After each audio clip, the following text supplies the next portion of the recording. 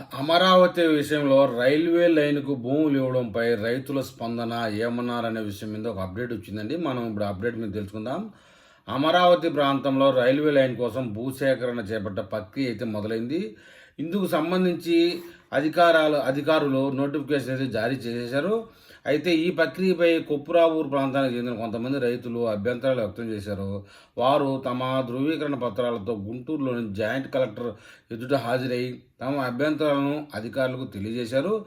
అధికారులు ఈ అభ్యంతరాలను అధికారికంగా నమోదు చేయడం జరిగింది.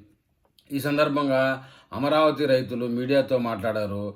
రైల్వే లైన్ నిర్మాణానికి భూములు ఇవ్వడానికి తాము సిద్ధమేనని, ఎలాంటి అభ్యంతరం లేదని స్పష్టం చేశారు. కానీ ఎంత నష్టపరిహారం ఇస్తారో, భూములు ఇచ్చిన వారికి రిటర్నబుల్ ప్లాట్లు ఎక్కడ ఇస్తారో అనే వివరాలు ప్రభుత్వం స్పష్టంగా ప్రకటించాలని డిమాండ్ చేశారు.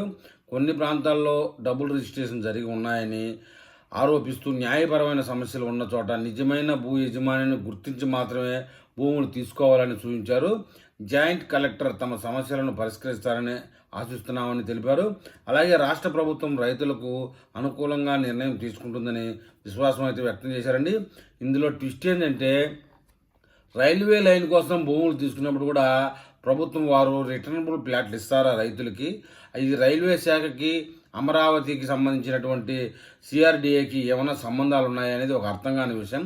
ఈ రైతులైతే మాకు ప్లాట్లు కావాలని కోరడం, మాకు ఎక్కడ ఇస్తారో కరెక్ట్గా చెప్పాలనడం అనేది ఒక ట్విస్టు. అది ముందు దాని విషయంలో ఏదైనా అప్డేట్ వస్తే నేను మళ్ళీ ఒక వీడియో చేస్తాను.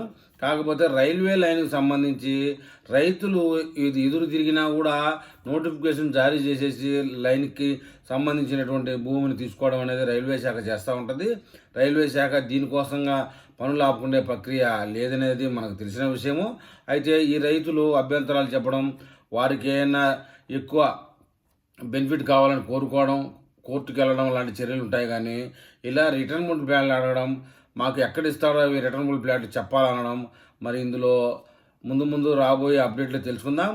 అలా అప్డేట్ రాగానే నేను మళ్ళీ ఒక వీడియో చేస్తాను. ఆ వీడియో మీకు చేరాలంటే నా ఛానల్ సబ్స్క్రైబ్ చేయండి, లైక్ చేయండి. మీరు ఏదైనా తెలపాలనుకుంటే కామెంట్ రూపంలో తెలపండి.